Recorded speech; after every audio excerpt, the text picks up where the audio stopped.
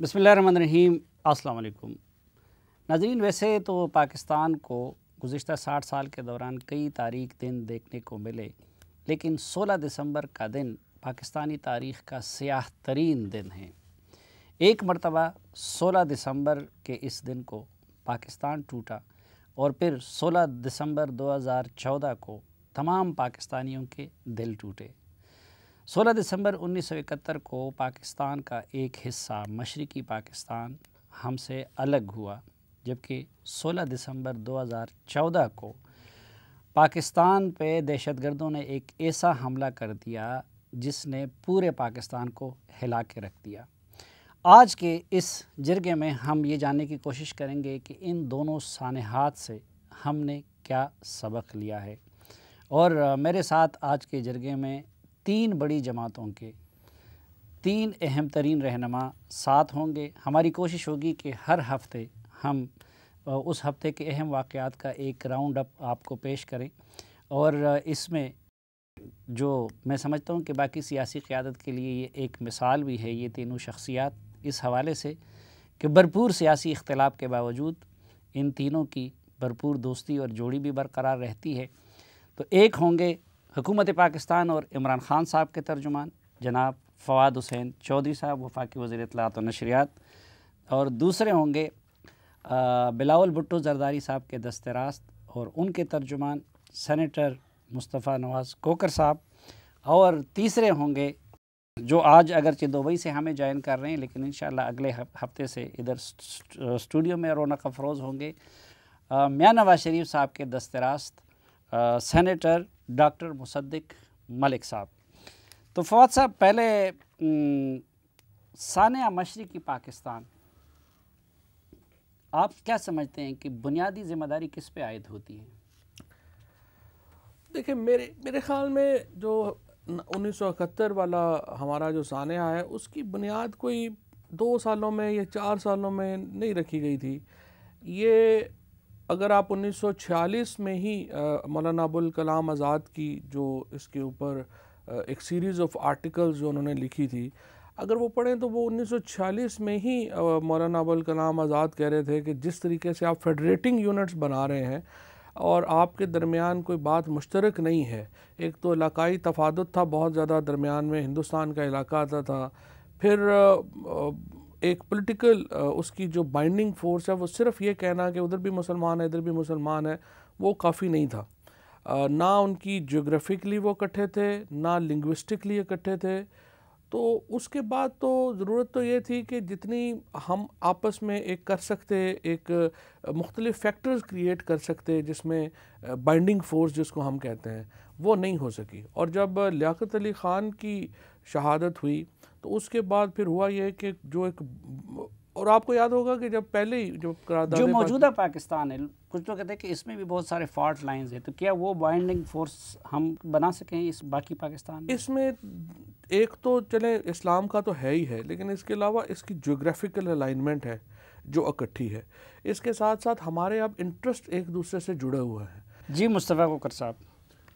मैं agreeing with what Fawad has said, लेकिन इसके अंदर एक चीज़ जो हमारे लिए या एक तारीख़ के स्टूडेंट के लिए उभर कर सामने आती है वो ये है कि मज़हब एक एज अ बाइंडिंग फोर्स, वो एक सियासी नारे के तौर पर कुछ अरसे के लिए तो काम कर सकता है लोगों को इकट्ठा करने के लिए, लेकिन फिर उसके बाद इंसान की जो अपनी ज़रूरियात हैं, माशरे की जो अपनी ज़रूरियात हैं, कौमियतों की एक फेडरेशन के अंदर रहते हुए जो अपनी ज़रूरियात हैं, ग्रीवेंसेस हैं, वो फिर सामने आ जाती हैं। और सब्सिक्वेंटली सानिया मशरिकी पाकिस्तान में ऐसा ही हुआ, और हमें तस्लीम करना चाहिए विद एन ओपन हार्ट कि हमारी जो यहाँ पर मेजॉरिटी थी वेस्ट पाकिस्तान की, उसने ईस्ट पाकिस्तान के साथ रिसोर्सेज के हवाले से, उन वसाइल पर उनका हक होने के हवाले से हमने काफ़ी ज़्यादती की। ठीक।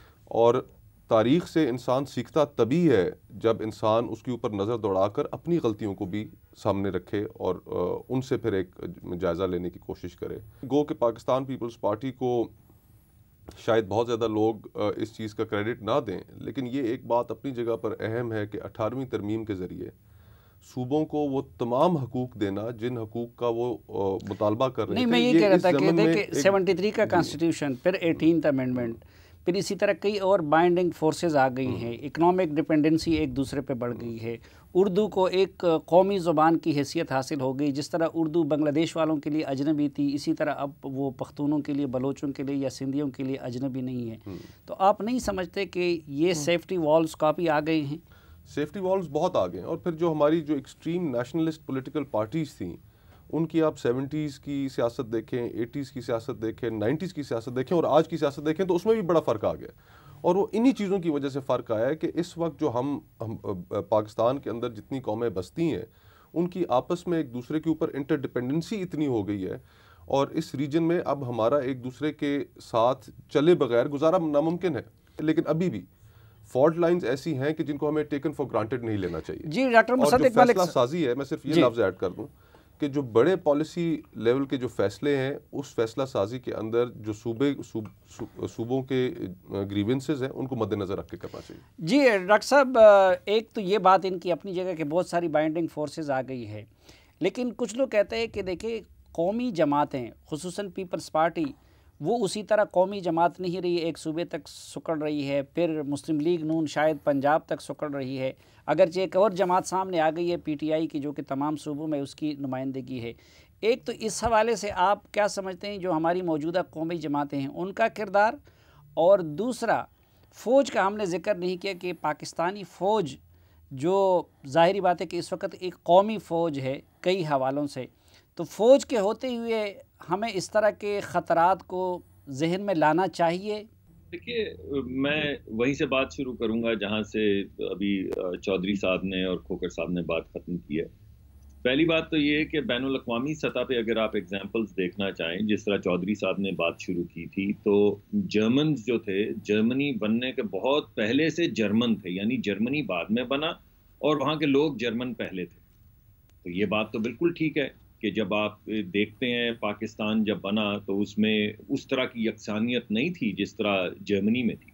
तो सवाल ये पैदा होता है कि डाइवर्सिटी तो स्टार्टिंग पॉइंट है, डाइवर्सिटी स्ट्रेंथ के तौर पे भी इस्तेमाल की जा सकती है, जैसे कि अमेरिका में की गई। डाइवर्सिटी को एक तरह से यूनिफाई भी किया जा सकता है, एक ही तरह की यूनिवर्स पैदा करने के लिए, जिस तरह फ्रांस में हुई। और डाइवर्सिटी जो है उस अगर ना भी हो जैसा कि जर्मनी में थी, तो फिर भी एक बहुत बड़ी नेशन जो है वो सामने आ सकती है। तो सवाल ये पैदा होता है कि इन तमाम तीन जो मैंने आपको मुख्तलिफ फ्रेमवर्क्स बताए हैं, ये पाकिस्तान में लागू क्यों नहीं हुए, ये पाकिस्तान में क्यों नहीं चले, और आज भी हम ये क्यों कहते हैं कि गालिबन हम में यकसानियत इतनी ज़्यादा नहीं थी, इस वजह से नहीं चल सका पाकिस्तान 1947 वाली शक्ल में। मेरे ख्याल में इसके हार्ट के ऊपर जो मसला है वो है इंसाफ का। अगर किसी मुल्क में इंसाफ होगा, इंसाफ होता हुआ दिखेगा और लोगों को ये यकीन होगा कि इस बात से मावरा कि उनका मज़हब क्या है, इस बात से मावरा कि उनका रंग क्या है, इस बात से मावरा कि वो कौन सी ज़बान बोलते हैं, अगर उनको ये यकीन हो कि पाकिस्तानी वो हैं और पाकिस्तानी होने के हवाले से उनके साथ इंसाफ होगा और इंसाफ की यकसानियत होगी, अपॉर्चुनिटी की यकसानियत होगी, तो मेरे ख्याल में मुल्क स्ट्रॉन्ग होगा। पाकिस्तान में गालिबन ऐसा नहीं हुआ। आपको याद होगा कि जब हम बड़े हो रहे थे तो तकसीम तो खैर बहुत बाद में हुई, ये सानहा जिसका आप जिक्र कर रहे हैं बहुत बाद में हुआ, लेकिन लोगों के प्रेजुडिसेस उससे पहले थे। महल्ले के अंदर लोग जो बंगालियों के मुतल्लिक जो ओपिनियंस रखते थे, जो बातें करते थे, जो गद्दारी का जिक्र करते थे, हिंदू इन्फ्लुएंस का जिक्र करते थे, उसका कुछ ना कुछ खमियाजा तो हमारे सामने आना था। फिर ज़ियाउल हक साहब के दौर में आपको याद होगा कि ये कहा गया कि सिंधी जो हैं वो तो डकैत हैं। भाई ये कैसे डकैत हैं जिन्हें लोग घरों में पनाहे दे रहे हैं। फिर इसी तरह बलूचिस्तान के हवाले से आपको मालूम होगा कि कई मूवमेंट्स हुई और कई मरतबा, और जमहूरी अखबार में भी एक आध मरतबा ऐसा हुआ, ये कहा गया कि ये लोग तो सेसेशनिस्ट हैं, हमेशा से सेसेशनिस्ट हैं और अलहदा होना चाहते हैं। अब इसी तरह की गुफ्तगू जो है आपने देखा KP के अंदर भी बाज़ मरतबा सुनने में आती है, कुछ ग्रोहों के मुतल्लिक सुनने में आती है।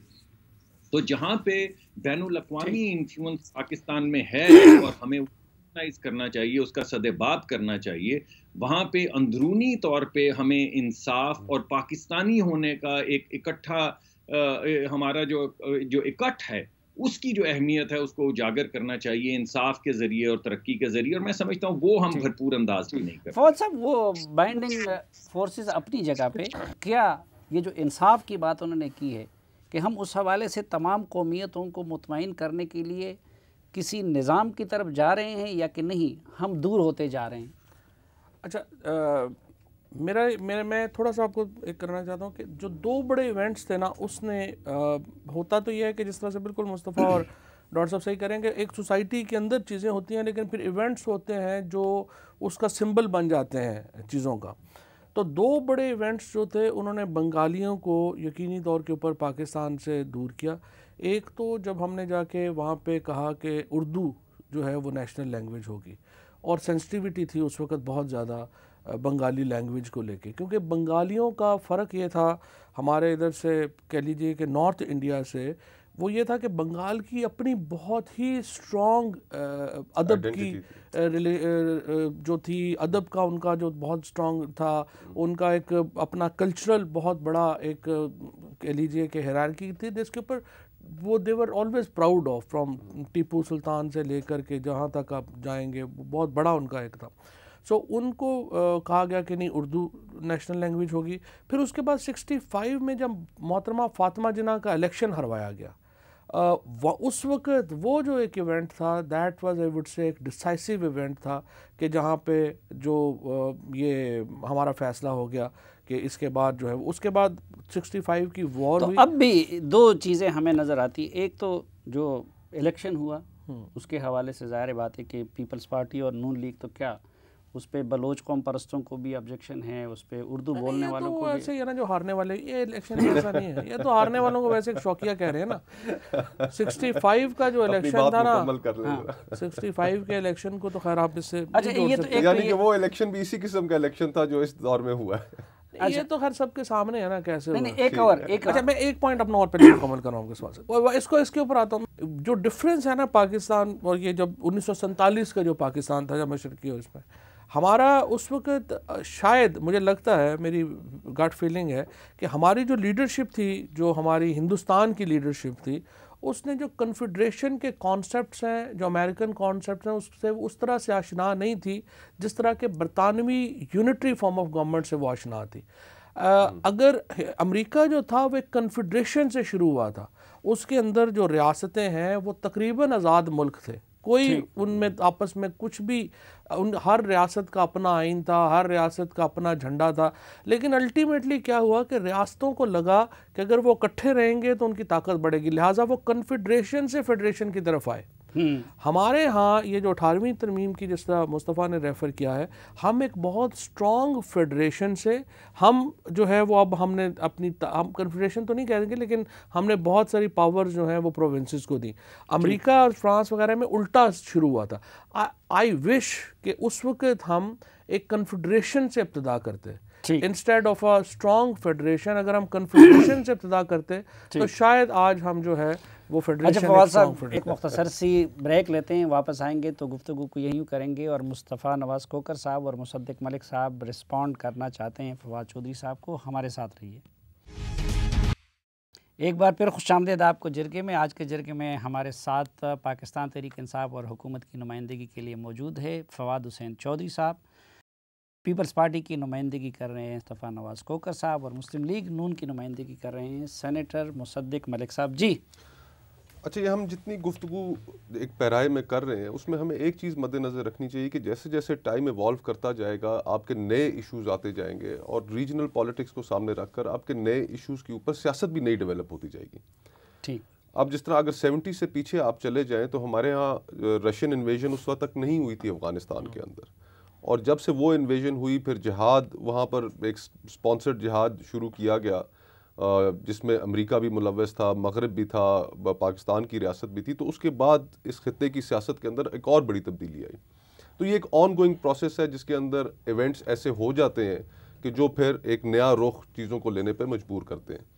तो हमारे यहाँ इस वक्त की जो मौजूदा जो सियासत है, मैं अभी भी पहले नुक्ते पे अपने कायम हूँ कि हमारी इकोनॉमिक इंटरडिपेंडेंस वो बहुत बढ़ गई है एक दूसरे के ऊपर, और अब हमें जो आने वाले फ्यूचर चैलेंजेस हैं, इमर्जिंग खित्ते की जो सूरत हाल है, उसको मद्देनजर रखकर हमें अब अपनी इन चीज़ों को सेफगार्ड करना पड़ेगा। अब एक फौज सबसे बड़ी बाइंडिंग मजबूत फोर्स नहीं बनी है पाकिस्तान में? देखिए, इसमें कोई शक नहीं कि फ़ौज एक बड़ा वेल डिसिप्लिन इंस्टीट्यूशन है और उस इंस्टीट्यूशन ने ये जो हमारे पिछले 10-12 साल दहशतगर्दी के ख़िलाफ़ जो जंग थी वो उन्होंने बड़ी बहादुरी से लड़ी है। उसके अंदर हमारे शहदा की बहुत कुर्बानियाँ हैं, हम उसको मद्देनज़र रखते हैं और हमें सराहना चाहिए। हमारा सर तस्लीम खाम मैं उनके सामने, उनकी कुर्बानियों के सामने पूरी कौम का। लेकिन एक फ़िज़िकल जंग जीतना होता है और एक जंग जीतना होता है दिलों की जंग, हार्ट एंड माइंड की जंग।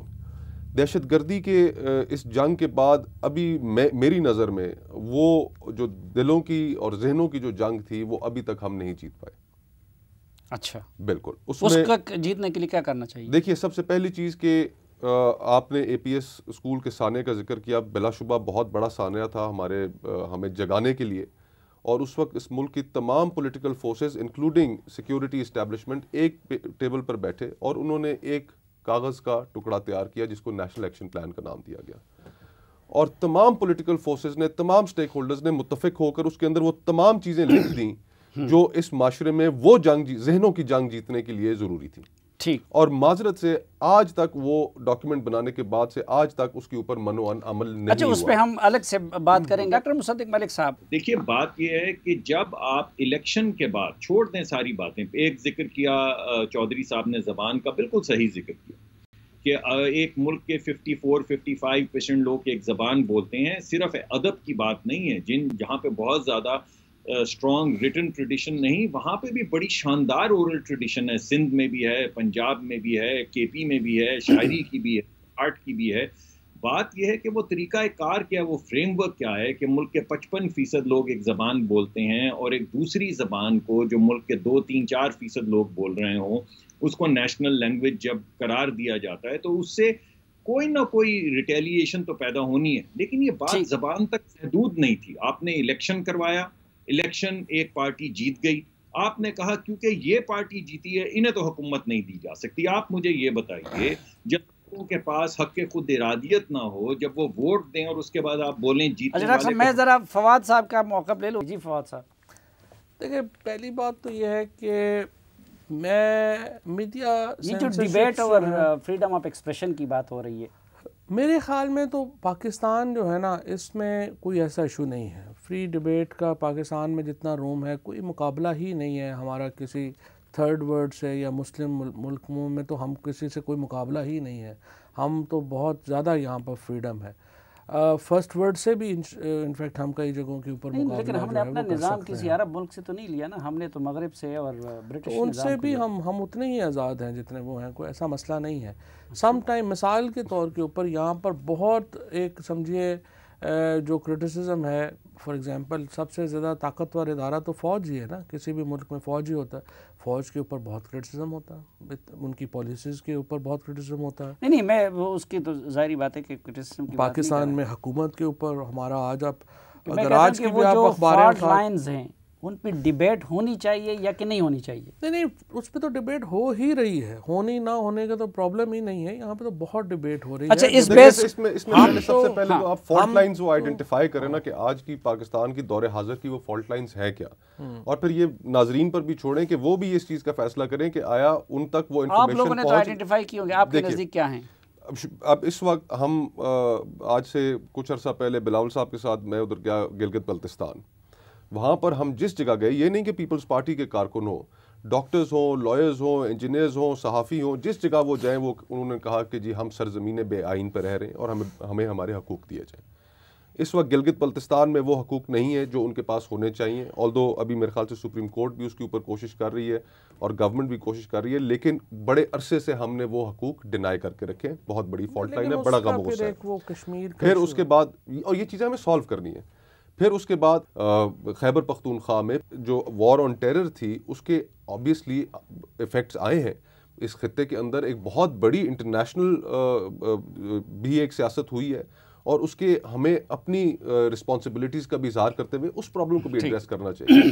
फिर उसके बाद इस वक्त तीसरा बड़ा नैरेटिव जो है आपकी फॉल्ट लाइन जो है वो सिंध के अंदर पानी के हवाले से, उसके ऊपर गुफ्तगू अभी वन साइडेड लग रही है कि हो रही है और उनकी जो ग्रीवेंसेस हैं वो नहीं सुनी जा रही। बलूचिस्तान के जो फॉल्ट लाइन है उसका हम सबको इल्म है और इस सारे के बीच में सीपैक और सीपैक के फिर वो सम्राट जो है वो अच्छा, सारों में एक इक्वली कहा जाता है कि देखिए तो इन सब पे बात होनी चाहिए। ये सारा मेन जो ले देखे ना एक बड़ा इशू है वो है आपकी मईशत, और मईशत आपकी जो है वो किस तरफ जा रही है, और उसमें जो बाकी सारी फेडरेटिंग यूनिट्स हैं उनका क्या क्या हिस्सा होगा। पानी भी ज़राअत से जुड़ा हुआ है और बाकी जो मामला सीपैक भी जो है वो ज़ाहिर है एक बड़ा मईशत तो ये लोग कहते हैं कि मज़ीद ख़राब हो रही है, तो उस लिहाज से तो नीचे भी मईशत को तो माशाल्लाह जो 120 दिनों में आपकी हुकूमत ने किया है अनप्रेसिडेंटेड है। दोबारा आ जाएंगे फिलहाल क्योंकि हम एक बड़े और संजीदा मौजू की तरफ संजीदा मौजू में एक संजीदा सवाल वो ये कि देखिए आप अगर गलतियों को डिग आउट नहीं करेंगे और जिम्मेदारी का तयन नहीं करेंगे तो आप फ्यूचर के लिए सबक नहीं ले सकते। आप तीनों जमातों के अहम तरीन नुमाइंदे इस वक्त मेरे साथ बैठे हुए हैं। आप क्या समझते हैं कि हमीदुर्रहमान कमीशन रिपोर्ट जो है उसको पब्लिक करना चाहिए कि नहीं? वो देखिए वो तो पब्लिक हो गई हुई है। मुझे तो ये भी वैसे फ्रैंकली समझ नहीं आती कि इतनी यहाँ पे हर रिपोर्ट हमें बाहर से मिलती है। ये इंडिया में शाया हो गई हमीदुर्रहमान कमीशन रिपोर्ट और हम शाया नहीं कर रहे हैं। इसी तरीके से यहाँ पे तो अब तो आप जो बाकी रिपोर्ट्स हैं, ये मेरा ख्याल है ये जो थी ये OBL वाली, ये भी किसी वॉल स्ट्रीट जर्नल में या कहीं पे छप गई थी। उसका थोड़ा सा कुछ हिस्सा छपा है। एक्सपर्ट्स हमीदुर्रहमान कमीशन रिपोर्ट भी पूरी नहीं छपी। बात मेरी जो सिर्फ एक चीज़ में ये मीडिया और ये चीज़ें चली गई इतनी आगे, उनको आप बहुत ज़्यादा उसमें खुफिया रख लें, कुछ रहने तो 2 हफ्ते डिबेट होना होती है, उस पर डिबेट हो जाए कोई फ़र्क नहीं पड़ता। अब तो मैं यही कहता हूँ ना कि आपकी हुकूमत और आपकी राय क्या है, उसको पब्लिक होना चाहिए या नहीं ऑफिशियली? मेरे ख्याल में तो पब्लिक होना चाहिए, कोई प्रॉब्लम नहीं है, ऑलरेडी छप गई है। तो करते क्यों नहीं है आप लोग? इसमें देख लेते हैं कहाँ पे पड़ी। आपकी पार्टी का क्या मौक़िफ़ है? हमीदुर्रहमान कमीशन, एबटाबाद कमीशन, जितने कमीशंस बनाए गए और वो उन सानेहात की वजूहात जानने के लिए बनाए गए, तो आपने क्यों नहीं? और उनके ऊपर अगर हमने नहीं किए तो आप कर दें। हाँ यही ना, हमीदुर्रहमान कमीशन रिपोर्ट भी आपकी हुकूमत में तैयार हुई, भुट्टो साहब हुक्मरान थे, अब ये भी आपके दौर में है। वैसे मैं आपको बताऊँ हमीदुर्रहमान कमीशन मैंने पढ़ी है, उसके हमें एक्सर्प्ट्स पता है, खास कोई उसकी वो नहीं है फलाना। देखिए फ्रैंकली कोई मुल्क जो है ना, चीजें तो आइडेंटिफाई पूरी पढ़ी है कि लैप्सेस क्या थे और उस वक्त की जो हमारी रजीम थी वो बहुत ज़्यादा 2 साल पे क्या तरजीहात। लेकिन आप लोग कहते हैं दोनों जमातें की पब्लिक होनी चाहिए। 2 साल पे फोकस है। अच्छा, नून लीग साल में तो नहीं ना मुल्क, नून लीग से पूछते हैं ना, उन्होंने भी 5 साल हुकूमत की। जी डॉक्टर मुसद्दिक मलिक साहब 30 साल हुकूमत की, 5 साल तो आप डॉक्टर साहब को कह रहे हैं। अच्छा, आप लोगों ने क्यों पब्लिक नहीं किए?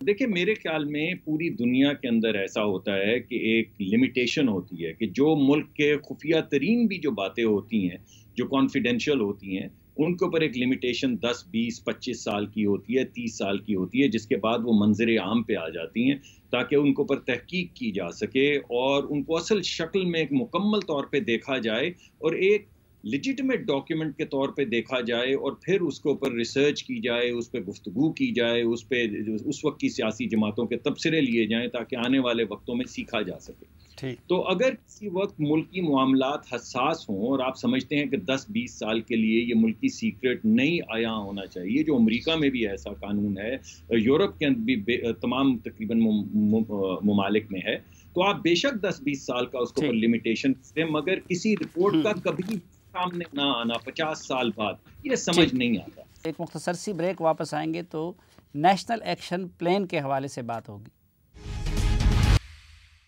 एक बार फिर खुशामदीद आपको जरगे में नाजरीन। सानिया APS के बाद पूरी सियासी और अस्करी क़यादत सर जोड़ के बैठी और एक नेशनल एक्शन प्लान पे इत्तेफाक किया गया। इसके 20 नुकात थे। तो अब हम मेहमानों से ये जानने की कोशिश करते हैं कि उस पर कितना अमल हुआ और जो अमल नहीं हुआ उसके ज़िम्मेदार कौन है। जी फवाद चौधरी साहब, आप क्या समझते हैं कि किस हद तक अमल हुआ नेशनल एक्शन प्लान पे? मेरा ये ख्याल है कि कुछ अमल हुआ है, कुछ अमल नहीं हुआ है। कुछ चीज़ें हैं जिसके ऊपर हमें ज़्यादा विगरसली अमल करने की ज़रूरत थी, कुछ हैं जिनके ऊपर हुआ है। मसलन के तौर के ऊपर पहले ये जो हेट स्पीच है इसके ऊपर एक दफ़ा पिछली गवर्नमेंट के अंदर को मेरा ख्याल है 2 साल उन्होंने अच्छा इसके ऊपर जो है वो एक्शन किया था, उसके बाद फिर नरम पड़ गए। दूसरा जो सबसे इम्पॉर्टेंट इसका नुक्ता है वो ये है कि जो ग्रोह जिनको आपने अलाउ किया था कि वो वेपन्स कैरी कर सके, लेकिन असल तो प्रॉब्लम क्या है पाकिस्तान में, डिबेट इक्वल नहीं है। अगर मैं बात करूं या कोई पॉइंट ऑफ व्यू हो जिसमें पता होगा कोई बंदा आके आपको गोली मार देगा तो वो बातें तो फिर लोग नहीं करेंगे ना। सो एक ग्रोह है जिनको डिबेट के साथ उनको हक हासिल है कि वो वेपन यूज़ कर सकें, दूसरा ग्रुप है जिसके पास कुछ भी नहीं है, लिहाजा डिबेट ओपन नहीं है।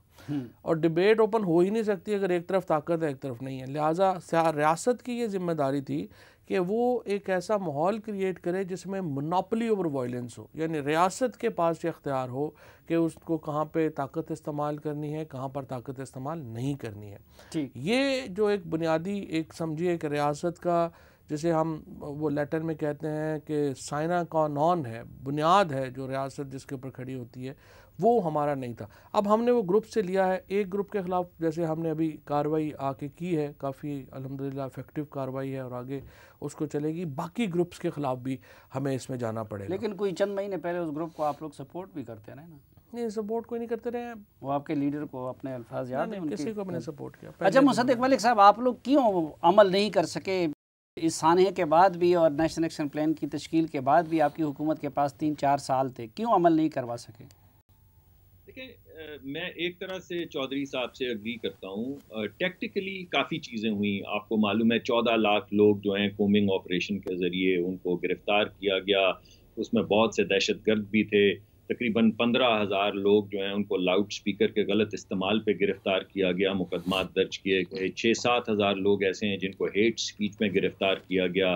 फिर आपको मालूम है कि 104 मिलियन सिम जो हैं, जो जिनका इजरा हो चुका था, उनकी बायोमेट्रिक की गई ताकि वो दहशतगर्दी में इस्तेमाल ना हो सकें। नारा और नादरा को मदगम किया गया ताकि हर आने जाने वाला शख्स जो है कम अज़ कम उसकी डॉक्यूमेंटेशन जो है वो यकसां हो। नेक्टा को क्यों फाल ना कर सके? ये आप सही कह रहे हैं। देखिए, मैं अभी नेक्टा की तरफ आता हूँ क्योंकि मैं समझता हूँ नेक्टा में हमें वो कामयाबी नहीं हुई जो हमें नेशनल एक्शन प्लान में हुई।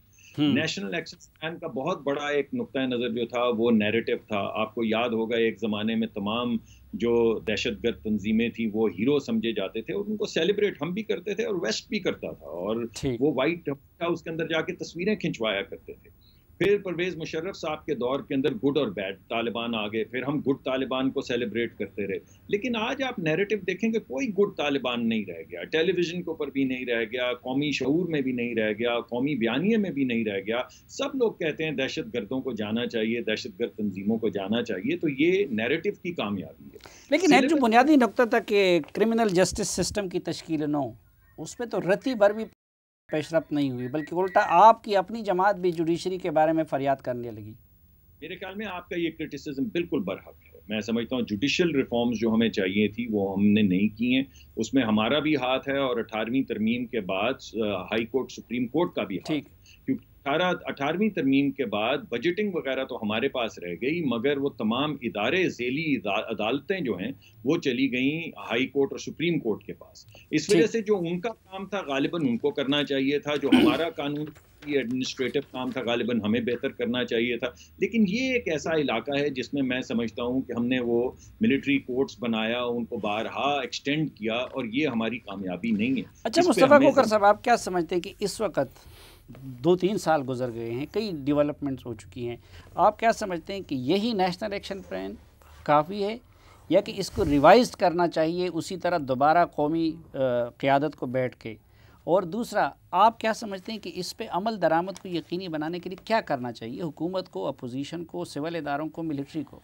रिवाइज़ तो हर चीज़ को वक्तन फ़वक्तन करना चाहिए, लेकिन हमारे यहाँ अमूमन अल्लाह ना करे कि ऐसा कोई दोबारा कोई सान्या हो जिसके बाद एक दफ़ा फिर हम इसके ऊपर बैठें, और उसके बगैर ही अगर हम इसको रिवाइज़ कर लें और जांच लें इतना बड़ा पॉलिटिकल कंसेंसस है रिवाइज का होना, तो इसमें और प्रोसेस भी वही तो अगर आप लोग डेवलप करते हैं, पॉलिटिकल पार्टीज और स्टेक होल्डर्स हुआ हुआ है, सारे स्टेक होल्डर्स कहाँ लेंगे छोटी छोटी बात के ऊपर। लेकिन जो इसके अंदर बुनियादी सबसे अहम तरीन चीज़ थी जिसकी तरफ आपने इशारा किया वो थे क्रिमिनल लीगल सिस्टम की रिफॉर्म।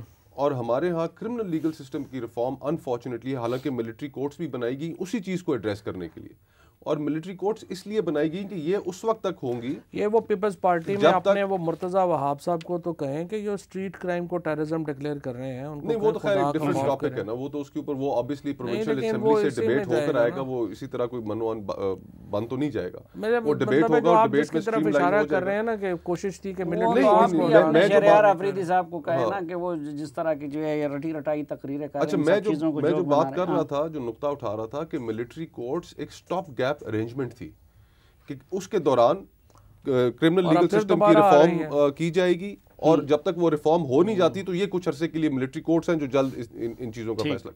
अच्छा, वो रिफॉर्म्स भी ना हो सकी और मिलिट्री कोर्ट्स भी अब एंड होने अपनी मुद्दत पूरी करने वाली तक नहीं।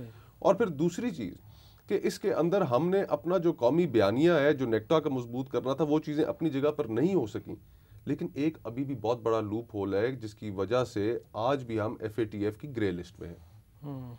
हमारी जो कौमी बयानिया है उसके अंदर अभी भी कई चीज़ें क्लियर नहीं है, और उनमें क्लैरिटी अगर खुदा ना खास्ता हम ना लेके आए तो एक तरफ आपका इकोनॉमिक क्राइसिस चल रहा है, दूसरी तरफ अगर आप FATF की ब्लैक लिस्ट के अंदर चले जाएंगे तो फिर उससे क्या नतीजा निकलेगा। आप एग्री करते हैं?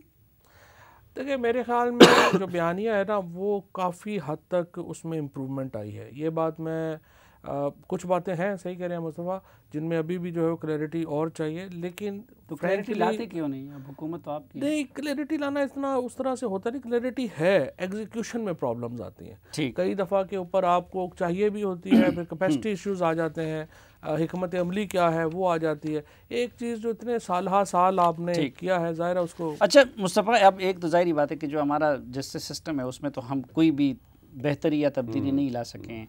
अब मिलिट्री कोर्ट्स का दौरानिया पूरा हो रहा है, इसमें शर्त भी 2 साल की थी। आपकी जमात क्या समझती है, उसको अब एक्सटेंशन मिलनी चाहिए, एक्सटेंड करना चाहिए मिलिट्री कोर्ट्स को कि नहीं? अच्छा, मिलिट्री कोर्ट्स की भी अभी जो ताज़ा तरीन डिटेल्स हमारे सामने आई हैं कुछ मुकदमात की, पेशावर हाई कोर्ट ने बहुत सी जजमेंट्स को सस्पेंड किया है और उसके अंदर सीरियस लकूनाज सामने आए हैं।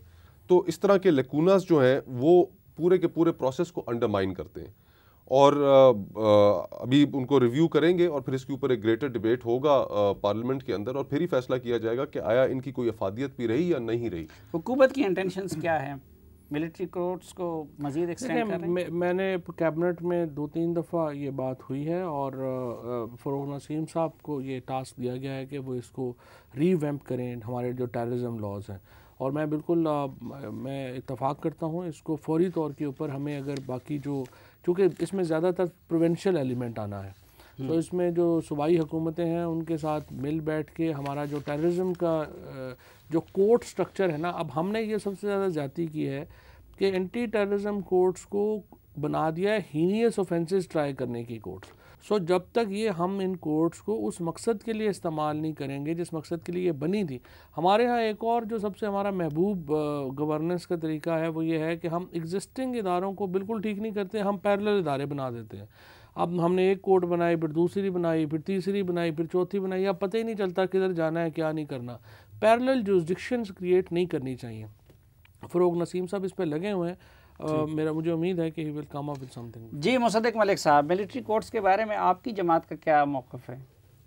देखिए, मैं मुस्तफ़ा साहब ने जो बात की वो बहुत अहम बात है कि किसी भी चीज़ का फ़ैसला करने के लिए उसकी कारकर्दगी का जायज़ा लेना पड़ता है, उसकी आउटकम्स देखनी पड़ती हैं। तो पहला जो स्टेप है वो ये है कि इस डिबेट को रोल करने से पहले हुकूमत जो है पिछले 5-6 साल 8 साल जब से मिलिट्री कोर्ट्स बनी है उनका तज्जिया करे और उनके जो ऑर्डर्स हैं उनकी अफादियत जो है वो लोगों के सामने लाए और देखे कि कितने केसेस ओवरटर्न हुए हैं, कितने लोगों को सज़ा हुई है, क्या इससे कोई फ़ायदा हुआ है या नहीं।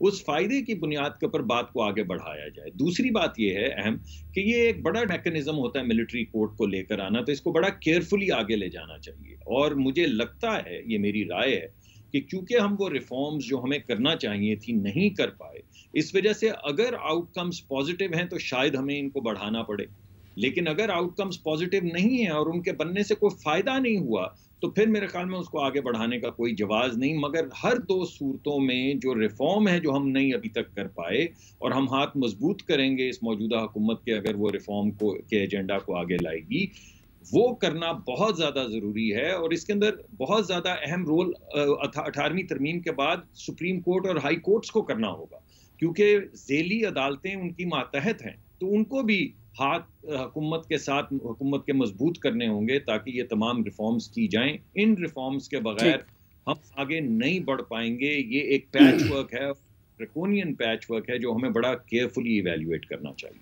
बहुत शुक्रिया मुसद्दिक मलिक साहब, फवाद हुसैन चौधरी साहब, मुस्तफ़ा नवाज़ कोकर साहब। यकीनन फॉल्ट लाइंस अब भी बहुत हैं, यकीनन हालात अब भी बहुत हैं, लेकिन मैं समझता हूँ कि अगर हमारी कौमी सियासी क़यादत और हमारे इदारों के सरबराह वो रवैया अपनाएं जो कि आज के जरगे के 3 शुरका ने अपनाया हुआ था कि भरपूर सियासी इख्तिलाफ के बावजूद एक दूसरे का एहतराम और ज़ाती ताल्लुक़ भी होगा, तो इसी तरह मुफीद मुकालमे के ज़रिए, नफ़रत पे मबनी नहीं बल्कि दलील पे मबनी मुकालमे के ज़रिए मेरे ख़्याल में इस मुल्क के तमाम मसाइल का हल निकाला जा सकता है। आज के जरगे से इजाज़त चाहता हूँ। अल्लाह हाफ़िज़।